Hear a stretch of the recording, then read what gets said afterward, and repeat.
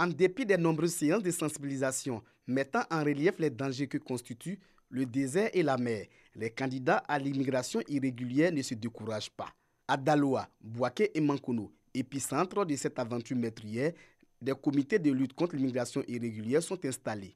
À Bouaké, le comité départemental a décidé de changer de fusil d'épaule. Le comité va désormais cibler les quartiers où résident les candidats à l'immigration irrégulière pour des sensibilisations de proximité. Annonce faite au cours de la première rencontre du comité au titre de l'année 2021. La migration irrégulière, c'est une réalité à Bouaké. Le comité mène des sensibilisations sur le terrain.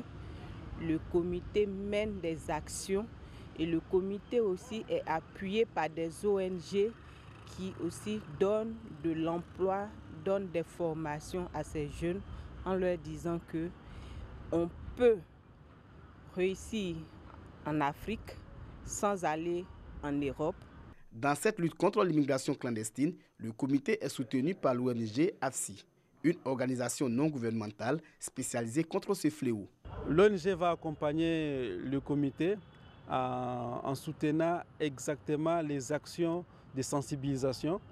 Une fois l'action est mise en œuvre, l'ONG va donner l'appui technique et l'appui financier pour que le membre du comité puisse réaliser dans la région de Bouaké les actions de sensibilisation. L'Organisation internationale pour les migrants établit le nombre de migrants décédés en mer à 3 179 en 2020, soit une baisse de près de 2000 morts par rapport aux 5 327 décès enregistrés en 2019.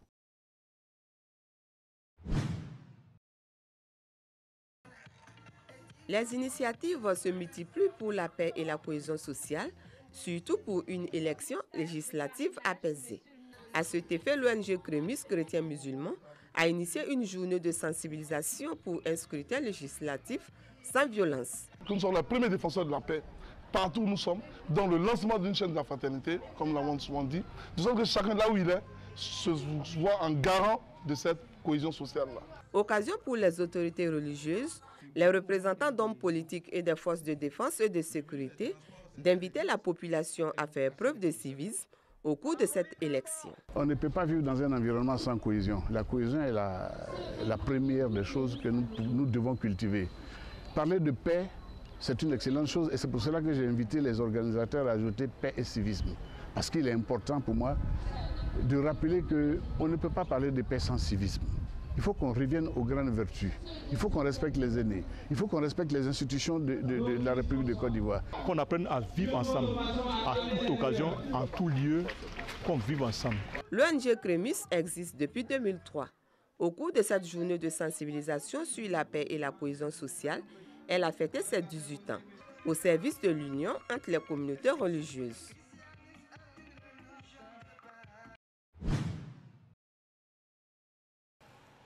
Samedi 6 mars, jour de l'élection législative en Côte d'Ivoire. Les populations de la ville de Tengrela sont sensibilisées à la préservation du climat social et du vivre ensemble dans le département. Une initiative du préfet qui vise à maintenir la paix afin de parvenir à un scrutin sans heurts. Le département a besoin de paix, le département a besoin de tranquillité. Les uns et les autres se sont engagés à être des artisans de paix, lors des meetings, à prôner des élections tranquilles et apaisées. Une communication sur la nécessité du climat social sans violence, échange assorti de recommandations ont meublé cette rencontre. La sécurisation du scrutin n'a pas été oubliée. Au cours du rendez-vous mensuel du salut aux couleurs, les forces de défense et de sécurité ont reçu leur feuille de route pour la bonne tenue de ce scrutin.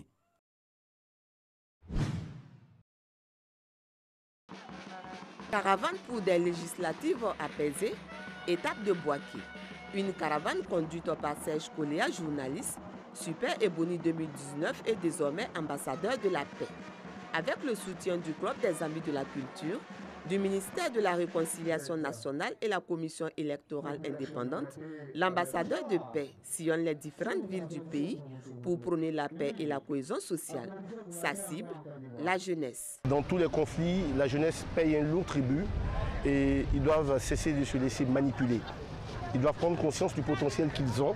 Et il n'y a que dans la paix que des projets de développement sont possibles.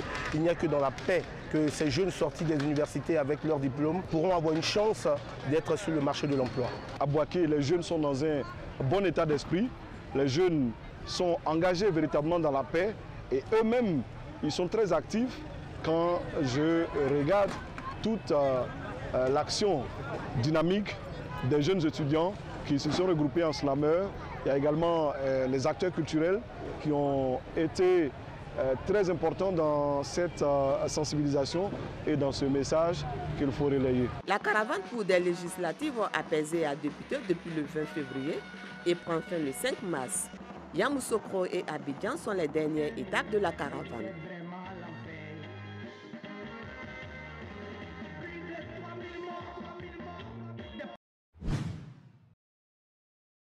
Le samedi 6 mars 2021, les Ivoiriens renouent avec le vote, l'expression de la démocratie à laquelle le pays s'est attaché. La dernière élection, celle du 31 octobre 2020, a été émaillée de beaucoup d'incidents. Yamoussoukro, terre natale du président Félix Houphouët-Boigny, père fondateur de la Côte d'Ivoire moderne et modèle, n'a pas échappé aux violences. À moins de 24 heures des législatives, le ministre-gouverneur du district autonome monte au créneau pour inviter la jeunesse à se départir de toute forme de violence durant le scrutin. Nous avons heurté la conscience et le cœur de son Excellence le président Alassane Ouattara lors des événements de l'élection présidentielle et il en est meurtri jusqu'à ce jour. Donc pour retrouver son calme, le calme de son esprit, la paix de son cœur, offrons-lui des élections sans incident.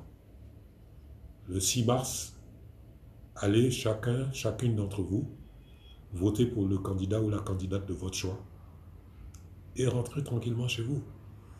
Et quand on proclamera les résultats, acceptez le verdict des urnes, sans aucune récrimination, sans aucun geste particulier. Parce que au lendemain de ces élections, c'est ensemble, vainqueurs et vaincus, que nous allons continuer à bâtir la Côte d'Ivoire. Plusieurs associations de jeunes parcourent le tout Yamoussoukro pour un scrutin paisible qui englobe également l'acceptation des résultats issus des urnes.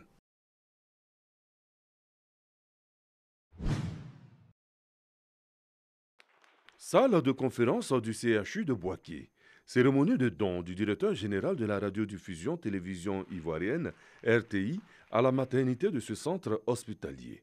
Un don en vivres et non-vivres qui rentre dans le cadre de la 9e édition de Chez nous pays, un festival de la RT. Quand on sait que la maternité est source à la fois de natalité et de nativité, les deux à la fois, c'est là qu'on pousse le premier cri, le souffle de vie part de la maternité. Donc c'est tout simplement un geste de solidarité, un geste de partage, un geste de générosité, en tout une action sociale que la RTI voudrait poser à l'endroit de la maternité du CHU de Boaké. Un don salué à sa juste valeur par le représentant du directeur général du CHU de Boaké. Le premier président de la République de Côte d'Ivoire, Feu Houphouët-Boigny, disait « Nous avons choisi le capitalisme, mais un capitalisme avec un social très hardi. Ça veut dire qu'on doit aider les autres. » Je voudrais préciser pour ceux qui sont très religieux que le social existe dans la religion. Ça sera l'aumône pour les musulmans, ça sera la dîme pour les chrétiens. Et par ce rappel, je voudrais dire aux uns et aux autres que oui, nous sommes une structure sociale, nous avons besoin de votre aumône, nous avons besoin de votre dîme. Le festival Chez nous pays se veut un cadre de valorisation de l'excellence culturelle en Côte d'Ivoire. Chez nous pays, c'est un festival qui prône la promotion de nos us et coutumes. Et comme on a eu coutume à le faire depuis la première édition, on parcourt les différentes régions et on choisit les meilleures danses de nos régions qui viennent pour l'apothéose. Et à Boaké, nous serons donc là présents. Le petit piment, c'est le choix des artistes. C'est les artistes qui ont été cooptés pour le festival. Nul n'est sans ignorer la suprématie de la tigresse Sidonie. Voilà, nul n'est sans ignorer le talent et le charisme de Luxon Pado. Nul n'est sans ignorer le talent fou de ces jeunes, les leaders. Bref, pour dire qu'on a choisi les meilleurs pour Bouaké. Bouaké, c'est chez nous. Top au départ du festival, le vendredi 5 mars 2021 à 19h sur le boulevard du Carnaval.